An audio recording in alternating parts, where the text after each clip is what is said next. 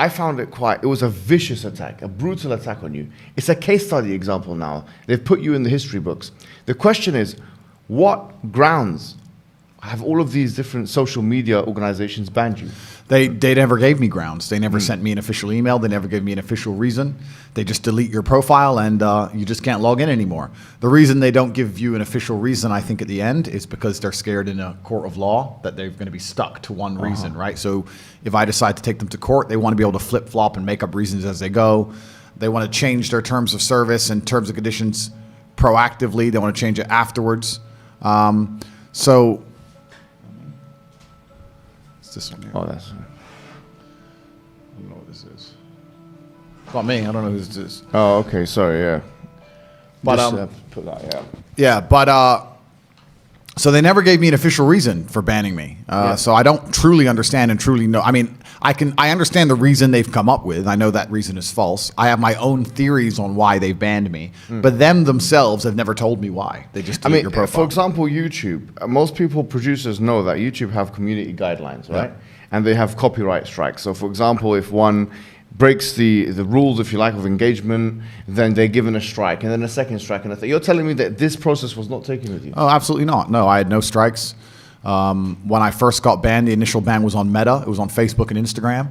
In perfect synchronization was a large press release by the media, which gave this reason to justify banning me, which was, of course, false. And I knew the ban was coming. We can talk about that in a second. But when it first hit, I then, by coincidence, got one strike on my YouTube channel.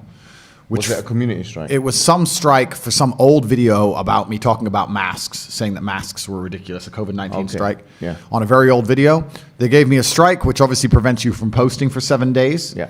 So I filmed a reply to my initial ban, and then after 5 days, I think, as the strike was coming to an end, just before I could post, they deleted the whole channel without explanation, without an email, nothing. Just deleted all of it, wiped it off.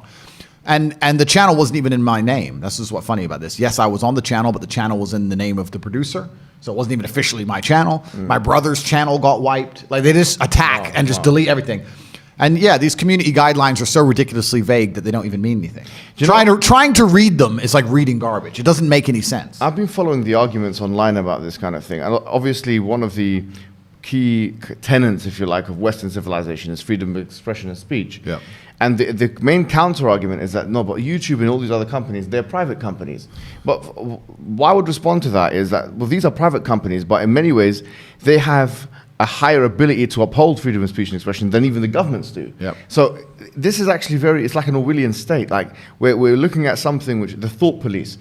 Isn't this concerning that you have these elites, whoever they may be, who can take these arbitrary decisions and delete somebody from YouTube? Like yeah, it's worse than concerning. This is why I talk about the Matrix all the time in my videos, and I try and explain that we are living in a false version of reality. We're living in a computer-generated simulation because the computers, which is the social media companies, are generating a version of reality which simply isn't true. By deleting one entire side of the argument, by purporting facts, which happen to be false, by deleting information which happens to be true, by making sure the algorithms choose what information you see and what you don't see. They're literally affecting the world people live in. And there's people who are walking through the world today with a mindset and a view on life which is the result of false information, the result of a construction by these social media companies. So we're living inside of our matrix. We're living inside of a very false version of reality, and it's scary. And that's, in many ways, it can be more pernicious than a classic totalitarian state, because at least with a totalitarian state, everyone's being honest about their level of domination. With this kind of thing, it's like,